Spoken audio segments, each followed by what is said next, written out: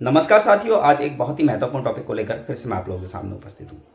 साथियों, आप सभी जानते हैं डीजी हेल्थ ने एक नोटिफिकेशन जारी किया है जिसमें बताया गया है कि जो वेटिंग लिस्ट आएगी वो 48 पदों पर आएगी।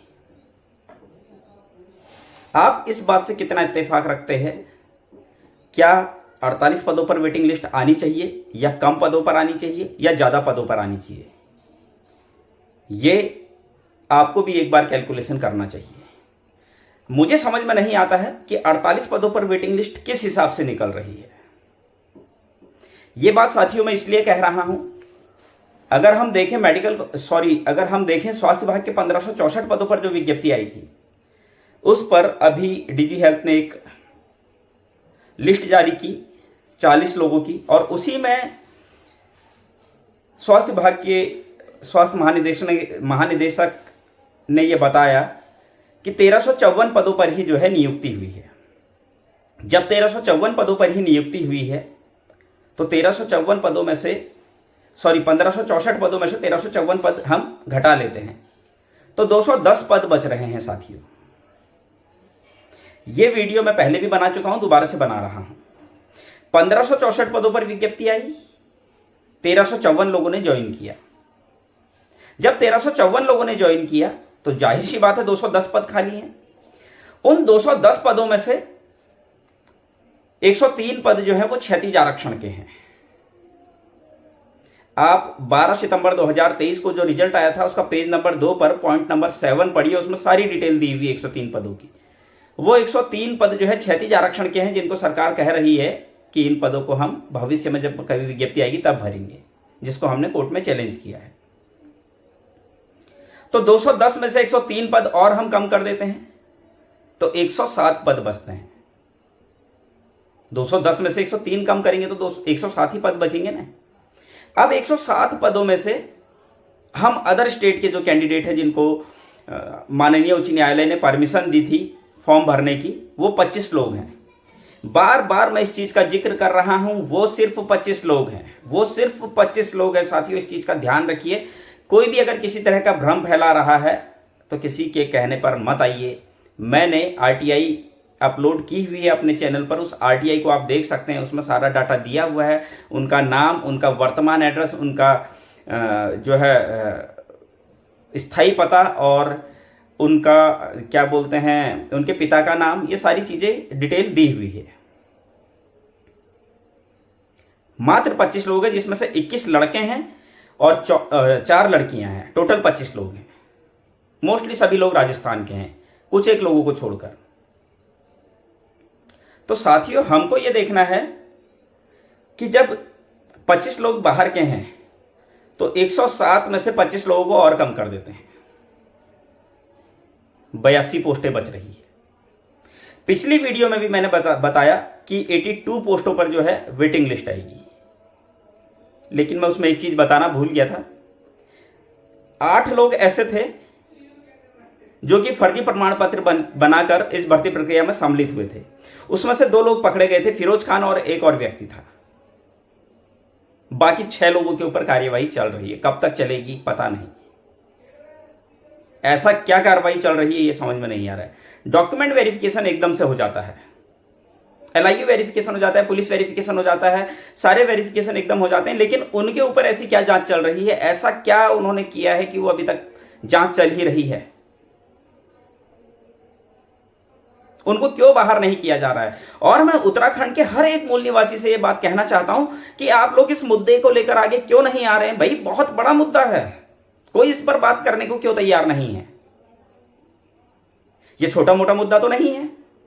हमारे राज्य के मूल निवासियों का सवाल है, हमारे उत्तराखंडियों का सवाल है।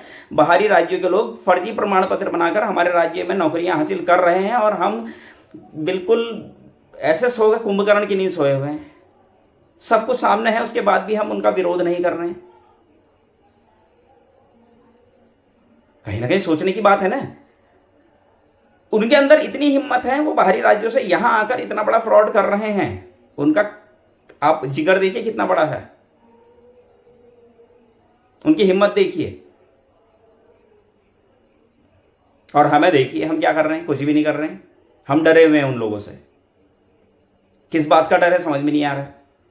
हमारे उत्तराखंड के जो मूल निवासी हैं, जो अपने आप को मूल निवासी कहते हैं, और मैं अपने इस चैनल के माध्यम से उत्तराखंड क्रांति दल, हमारी वर्तमान सरकार, विपक्ष और जितनी भी राजनीतिक पार्टियां हैं, क्षेत्रीय पार्टियां हैं, सभी से एक निवेदन करूंगा, जो भी इन भर्ती प्रक्रियाओं में फर्जी तरीके से आए हैं, आप सभी मिलकर आगे आएं और ऐसे फर्जी लोगों को उत्तराखंड से बाहर करने का काम करें। आज अगर हम एक होकर आगे नहीं आए तो यह निश्चित है कि उत्तराखंड को बर्बाद होने से कोई नहीं रोक सकता है। तो साथियों 82 पर वेटिंग लिस्ट आनी चाहिए मेरे हिसाब से। मैंने सारी कैलकुलेशन आपको बताई है। 1564 पदों पर विज्ञप्ति आती है, 1354 लोग ज्वाइन करते हैं, 210 लोग ज्वाइन नहीं करते हैं।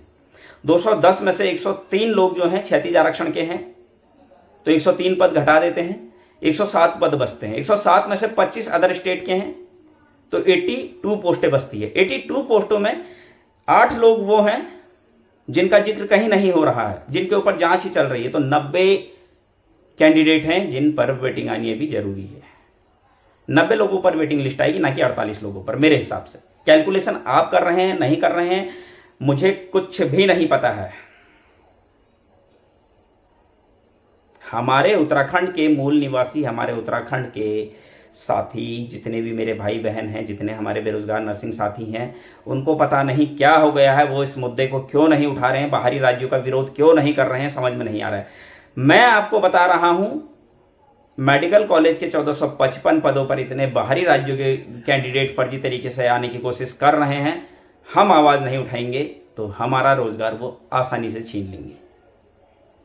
स्वास्थ्य विभाग ने छीनने की कोशिश की ना, और जांच ही चल रही है और पता नहीं कब तक चलेगी। तो वहां पर भी ऐसे ही होगा, जांच ही चलेगी, लेकिन हमारा रोजगार तो छीन जाएगा ना। मुझे समझ में नहीं आता कि हम लोग कब अवेयर होंगे, कब हम अपने अधिकारों के लिए जो है आवाज उठाना शुरू करेंगे। आज इतना बड़ा मुद्दा है बाहरी राज्यों का, कोई इस पर बात करना नहीं चाहता है। खंडूरी जी के टाइम पर एक जियो बना था ग्रुप सी का, जिसमें बाहरी राज्यों के कैंडिडेटों को ना लेने की बात कही गई थी, जिसमें कहा गया था कि सिर्फ और सिर्फ उत्तराखंड के जो है मूल निवासियों को प्राथमिकता दी जाएगी। आज उस जियो का कोई जिक्र नहीं करना चाहता है। आज फर्जी तरीके से फर्जी डॉक्यूमेंट्स बनाकर इस भर्ती प्रक्रिया में, या फिर और कितनी भी भर्ती प्रक्रियाएं हैं, इतनी सारी भर्तियां हो रही हैं इस प्रदेश में, न जाने कितनी भर्तियों में जो है बाहरी राज्यों के लोग जो है गलत तरीके से घुस रहे हैं। अभी आपने शिक्षा विभाग में देखा ना, रुद्रपुर में जो 117 या 170 पोस्टें थी, उस पर उत्तर प्रदेश के भी उनके पास जाति प्रमाण थे, उत्तराखंड के भी जाति प्रमाण थे, और उत्तर प्रदेश की महिलाओं ने जो है ईडब्ल्यूएस बनाया था, जबकि वहां और अप्लाई यहां किया था उन्होंने। वहां के मूल निवासी, वहां का उनका ससुराल, वहां का उनका मायका, यहां उन्होंने वो। ऐसा कोई भी व्यक्ति अगर है तो उसके खिलाफ आवाज उठाने में कहां दिक्कत है, क्यों डर है? अपने ही राज्य में डर रहे हो। मैं लगातार अपने चैनल के माध्यम से कह रहा हूं कि ऐसे लोगों को तुरंत भर्ती प्रक्रिया से बाहर होना चाहिए। उसके बाद भी जो है कोई भी इस मामले में बात करना नहीं चाहता है। पूरे उत्तराखंड में कोई भी बात नहीं करना चाहता। कोई राजनीतिक पार्टी बात नहीं करना चाहती है, कोई क्षेत्रीय पार्टी बात नहीं करना चाहती है, कोई हमारे जो प्रतिनिधित्व करता है वो बात नहीं करना चाहते हैं। ये बात मैंने कई लोगों को बताया। यूकेडी के हमारे हल्द्वानी के कुछ लीडर्स हैं, उनको भी मैंने, उनके संज्ञान में भी मैंने ये बात डाली थी, लेकिन इस पर कोई बात करना ही नहीं चाहता है। क्यों नहीं करना चाहता है मुझे समझ नहीं आ रहा है कि आखिर ऐसा डर किस बात का है, क्यों इतना डरे हुए हैं हम लोग। अपने ही हक के लिए अगर हम आवाज नहीं उठा सकते हैं तो कुछ नहीं कर सकते। मैं फिर से बता रहा हूं, 1564 पदों पर विज्ञप्ति आई थी, 1354 लोगों ने ज्वाइन किया था, 210 पद खाली हुए थे, और उन 210 पदों में से 103 पद जो है क्षैतिज आरक्षण के हैं, तो बचते हैं 107 पद। 107 पदों में से 25 लोगों का जो केस है वो हाईकोर्ट में चल रहा है, नैनीताल हाईकोर्ट में, तो 25 पद और कम कर देते हैं, तो 82 पोस्टें बच रही हैं। इन 82 पोस्टों में 8 कैंडिडेट अभी और जोड़ देते हैं, जो संविदाय बेरोजगार महासंघ द्वारा जिनका खुलासा किया गया था आरटीआई के माध्यम से, वो 8 लोगों को जोड़ देते हैं, तो 90 सीटों पर अभी वेटिंग आनी बाकी है।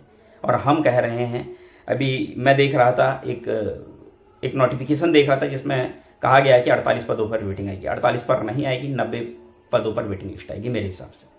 आप भी कैलकुलेशन कीजिए। अपने भविष्य को सुरक्षित रखने के लिए कम से कम थोड़ा तो एक्टिव होइए। जिन लोगों को लग रहा है कि यार हमें लास्ट लास्ट में बुलाया गया था, हमारा बड़ा टफ हो रहा है आना, वो तो कम से कम एक्टिव हो जाओ। किसी को कोई मतलब ही नहीं हो रखा है। घोड़े बेच के सो गए, 36 आरक्षण के केस को हम किस तरीके से लड़ रहे हैं, क्या कर रहे हैं, क्या नहीं, किसी को कोई मतलब नहीं है। भाई कैसे काम चलेगा ऐसे? सोचा है कभी? इसके बाद नौकरी आए ना आए कोई भरोसा नहीं है। मैं फिर से कह रहा हूं, थोड़ा सा एक्टिव हो जाइए। जब तक हम सक्रिय नहीं होंगे तब तक कुछ नहीं होगा। उम्मीद करता हूं साथियों आप मेरी बातों से सहमत होंगे। उम्मीद करता हूं इन मुद्दों को उठाया जाएगा। उम्मीद करता हूं इन मुद्दों पर बात होगी। उम्मीद करता हूं इन मुद्दों को सॉल्व किया जाएगा। धन्यवाद।